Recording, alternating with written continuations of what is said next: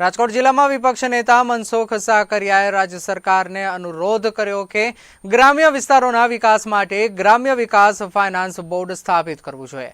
સાકરિયાએ જણાવ્યું કે જેમ શહેરોમાં વિકાસ માટે શહેરી ફાઇનાન્સ બોર્ડ કાર્યરત છે, તેમ ગ્રામ્ય વિસ્તારોના વિકાસ માટે પણ આ પ્રકારનું બોર્ડ આવશ્યક છે। તેમના મત મુજબ રાજ્ય સરકારે ગામડાઓના ભાંગાતી વૃદ્ધિ અને વિકાસની ગતિઓને રોકવા માટે બોર્ડની સ્થાપના કરવી જોઈએ। તેમ છતાં આ બોર્ડથી ગ્રામ્ય વિસ્તારોમાં સુવિધાઓ અને પાયાની સુવિધા સુધરી શકે છે। આવતીકાલ 27 તારીખના રોજ રાજકોટ જિલ્લા પંચાયત ખાતે જિલ્લા પંચાયતની સામાન્ય સભા મળનાર છે, જેમાં મેં એક સૂચન કર્યું છે અને સરકારમાં એવી દરખાસ્ત લાવીને મંજૂરી માટે મોકલવાની એક એજન્ડા તૈયાર કર્યો છે કે જેમાં ગુજરાતની અંદર ગુજરાત શહેરી વિકાસ ફાઇનાન્સ બોર્ડ છે અને આપ જોઈ રહ્યા છો કે આ બોર્ડ છે ગુજરાતના તમામ શહેરોનું છે ઝડપી વિકાસ થઈ રહ્યો છે। તો એની સામે ગામડું છે એ આજ દિવસે ને દિવસે ભાંગી રહ્યું છે।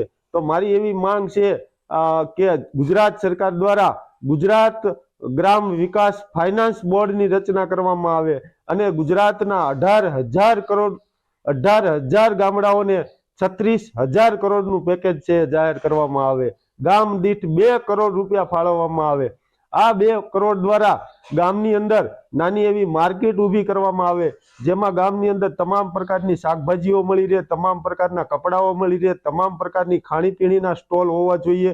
એ ઉપરાંત છે ગામડાની માળખાકીય સુવિધાઓ ઊભી કરવા માટે ગામમાં પ્રાથમિક શિક્ષણ, માધ્યમિક શિક્ષણ, હાઈસ્કૂલ અને ઉચ્ચ શિક્ષણ માટે પણ વ્યવસ્થાઓ હોવી જોઈએ। બાગ બગીચાઓ હોવા જોઈએ, રમતગમતના મેદાન હોવા જોઈએ। બાળકો માટે પણ તમામ સુવિધાઓ, પ્લે હાઉસ જેવી સુવિધાઓ સરકાર દ્વારા ઉપલબ્ધ કરવામાં આવે। ગામડામાં વાંચનાલય એટલે કે પુસ્તકાલય હોવું જોઈએ। એ ઉપરાંત જો શક્ય હોય તો ગામની અંદર બાયપાસ પણ કાઢવામાં આવે અને બાયપાસની અંદર રોશની કરી અને એક શહેર જેવી સુવિધાઓ ઊભી કરવામાં આવે।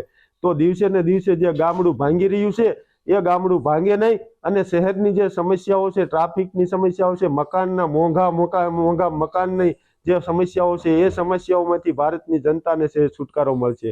આજે નાના નાના સમાજ છે, સહી, સુતાર, દરજી, મિસ્ત્રી, બાબર, હજામ અને કુંભાર, એ લોકો ગામડું છોડી અને સિટીમાં જઈ રહ્યા છે, કારણ કે અહીંયા ગામડામાં માળખાકીય સુવિધા ન હોવાના કારણે એમના દીકરી દીકરા છે એ વરતા નથી, કે એમના લગ્ન થતા નથી, જેના માટે થઈ એને ફરજિયાત શહેરની અંદર જવું પડે છે। તો આ બધી સમસ્યાઓમાંથી ખેડૂતોને, ગામ જનતાને એ મુક્તિ મળશે અને ખરા અર્થમાં ભારતની જે આત્મા છે ગામડામાં રહેલો છે એ ગામડું છે ફરી પાછું જીવંત થશે।